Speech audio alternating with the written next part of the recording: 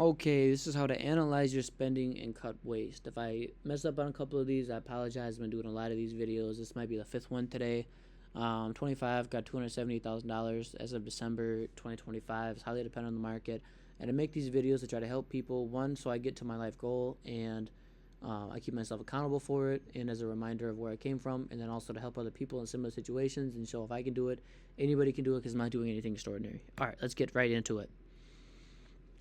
Evolution of tracking. This is what I did before. I used to have a detailed budget, every penny spent, and I tried saving as much money as possible. Actually, kind of before this, I didn't really have any budget, and I would just do anything to save $1, including choosing to be homeless after high school. Then I had a detailed budget once I started having a more predictable life, I guess. And then I found out that 90% of my purchases were identical the month before. So then I just stopped budgeting.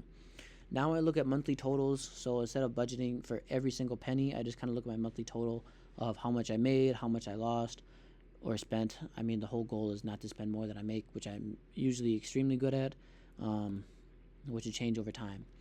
So my financial cushion right now, like I'm saying, I got $278,000 depending on the market. $35,000 in cash. I just sold about $15,000 worth of stock. The stock market's a little iffy right now, so I have $35,000 in liquid cash. Hopefully, I'm going to make that $40,000 here if the stock market comes back. I'll sell the rest of the NASDAQ. Current goal is to keep spending under $1,400 while investing aggressively. That's pretty good for Minneapolis because I think the average one bedroom right now is probably around $1,200. Now that's for a nicer standard living one, but I spend $400 and then $1,000 for gym, car insurance, and all that other stuff. So, let's see. Here's how you do it, and kind of how I do it. So the most money bleeds through, in my opinion, these three things: housing, transportation, food. Housing, like I just said, that's if the average is $1,200 in Minneapolis, depending on what resource you go to, I'm saving $800 there. Transportation, I buy a car that's over 10 years old, so I save money on insurance, maintenance costs, because there's probably more parts out there, less things to go wrong too, less bells and whistles. And then I think I already said insurance as well. So yeah. Oh, and I pay for everything in cash. So there's transportation and food. I cook cheap meals every day. 90% of my meals probably since the last 7 years have been chicken and rice, sometimes vegetables in there, even though I got away from that. So I save a whole bunch of money there. So try to limit those as much as you can, and then you're already going to be starting to get ahead. Housing's a little bit harder because you have leases, but if you can cut down on this one, and then if you pay your car off or get a cheaper vehicle, these two are going to be huge. This one's like every dollar counts, and this was one that you can do absolutely immediately. Just start making chicken and rice and or vegetables. Probably should mix that in there, even though I don't. That's something you can do right away. I think I already made a presentation for this, but common traps for young men: alcohol, dating and women, material goods, expensive experiences. Alcohol, you're gonna mess up when you're in alcohol. Also, it's expensive. 2, dating and women. Now, although women and dating for young men provide a lot of value and relationships are fantastic, I love the idea of marrying a high school sweetheart and stuff.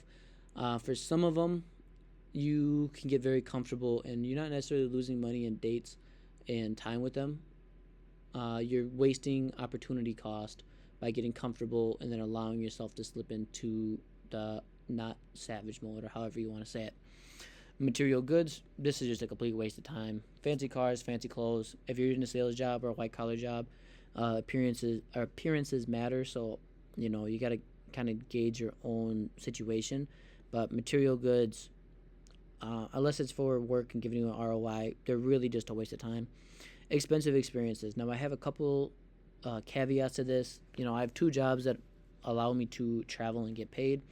So unique experiences, if I'm like renting a motorcycle in Colorado or I'm doing something in Germany or Japan, something like that, then I'll splurge on this. But while I'm in Minneapolis here, I don't really do anything. Never been to a concert. I don't go to any football games, sporting events, including when I was in college. I went to 1 football game. I don't know. This is very minimal. This is just a waste of time. This, you can get comfortable and lose opportunity cost, and this can just really mess up your life if you don't have this under control. Nothing wrong with having a couple drinks here and there, but I just wouldn't get blasted because usually that ends badly. I definitely made a PowerPoint on this, but maybe this one will be better. Black Notebook, tools to the trade. So let's see. Hang on, I'm forgetting where we go. Oh, this is how to manage your cost. This is what I do right now. I just track my expenses in a notebook, monthly stuff, and I used to do it every individual thing. You can completely customize this. It's almost free besides the cost of the notebook, which might be 10 to 20 bucks. And writing down everything builds awareness, because not only are you thinking about it, you're writing it down, and you have to think about it as well. You can do the every dollar app, which is great for automation. You got to pay for it, but I think this is a fantastic way if you want to try to save time. Spreadsheets, I think, are a waste of time. You don't have to spend any money for it if you're using like an Excel, but you have a lot of opportunity cost by entering in all the time. So if I would recommend anything, I would do one of these two. This if you want to be very detailed, this if you just want more of a scope. Now, when I purchase something, I look at what I want versus what I need. Is it essential for survival or growth, or is it a desire? If it's food, yes. Do I need Chipotle? No. Do I want Chipotle? Yes. Now we think about cost versus quality. Can I get it cheaper? Can you get Chipotle cheaper? Well, you can make it yourself, but then you lose the time. So factor in opportunity cost, be however you want with that. Or is it a situation where non-negotiable? Cars, I think, it's a big purchase. You need to buy a quality car. You don't need to go absolutely like brand new, but I think you need to buy a quality car. What else do you need quality of? Probably a cell phone, even though you get this for really cheap. You can buy a used one, refurbished one off of the Apple store or Best Buy. There's not many times where you really need to buy quality things. And don't use it as like a crutch. So like don't buy Lululemon because it's really good quality, because it's really expensive. You can probably stretch things that are cheaper. Impression check. Oh, buy quality insurance. You don't want to get cut rate insurance and then not get covered. So that's a really important one. Excuse me. Impression check. Am I buying this to impress someone else? If yes, walk away immediately. None of the material stuff really matters.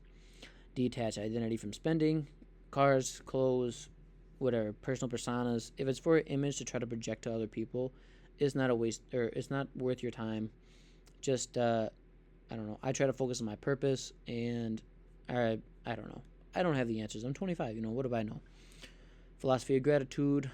Just be grateful for what you have. A lot of people would kill to be in the position that you're in, especially if you live in a first world country. Perspective, I guess, gratitude. Just try to look at it globally and just see how lucky you are. I think that number is negotiable, but $60,000 to $70,000, if you make that worldwide, you're in the top 1%. I don't know what the number is recently. That number might be a couple years old. But especially even in America, which I think the most people here listening to this will be, or in a first world country, you have a great life, you have great opportunities, so try to just be grateful for it. Try to stay humble, and priorities, material things don't matter unless you have a spouse or kids. Then you want to focus on a little bit more quality of life and giving them opportunities. Oh, which also, don't preach to those who don't want advice. People have free will, make their own decisions, don't judge. If you don't have this stuff, it is what it is. Compound your future. In my opinion, every dollar has a massive compounding effect. I would kind of take that as a fact if you just use a compound interest calculator. Control your spending.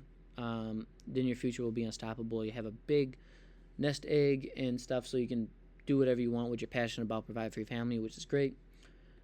Cutting waste isn't deprivation. If you actually have a purpose for it, it's actually going to make you enjoyable, and the hard times are going to be enjoyable then for you. So try to have a long-term mission, which, you're going to be very fortunate, even if you can be in a position to have all these opportunities and then think clearly like this. So if you have it, try to use it to the biggest extent that you can for good, and then just be grateful for it. Yeah. I think this one went a lot faster than the last one. Sorry I did 2 of these, but I'll try to not repeat myself again, at least for several years. Have a great day. Bye-bye.